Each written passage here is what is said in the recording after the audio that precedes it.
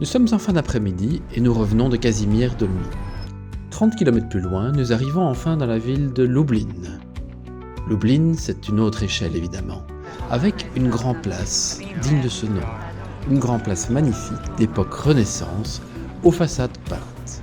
Alors certes, toutes ne sont pas authentiques, mais on ne peut que saluer ici les magnifiques efforts de restauration qui ont été faits. Alors je l'avoue, j'ai encore oublié de filmer la soirée. Mais le lendemain matin, nous nous dirigeons dans le château de Lublin pour pouvoir découvrir la magnifique chapelle d'époque médiévale avec des fresques peintes à la main et qui semble presque unique en Europe. On y découvre des scènes évidemment de la Bible, mais aussi des scènes de la noblesse polonaise locale.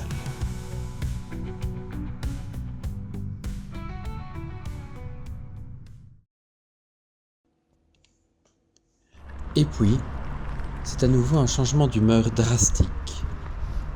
Nous sommes maintenant sur les lieux du camp de concentration de Lublin, celui où des milliers de juifs ont été déportés depuis le ghetto de Lublin jusqu'à ce lieu, un petit peu en banlieue, dont il ne reste pas grand-chose finalement.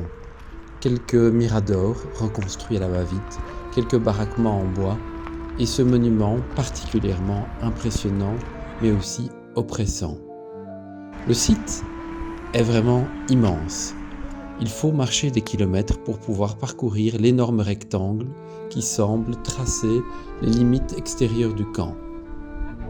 Le mirador est à côté d'une double enceinte d'environ 2 mètres, ce couloir de la mort dans lequel les détenus se faisaient tuer quand ils n'avaient pas été électrocutés par les fils barbelés électrifiés.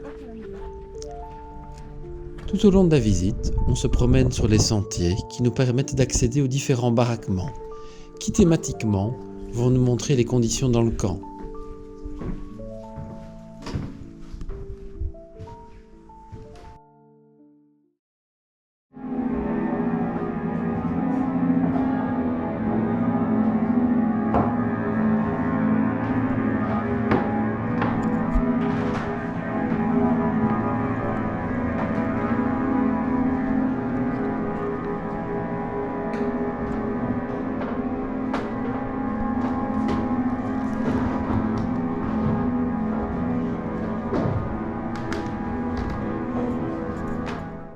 Vous l'aurez compris, il s'agissait bien sûr d'une installation artistique.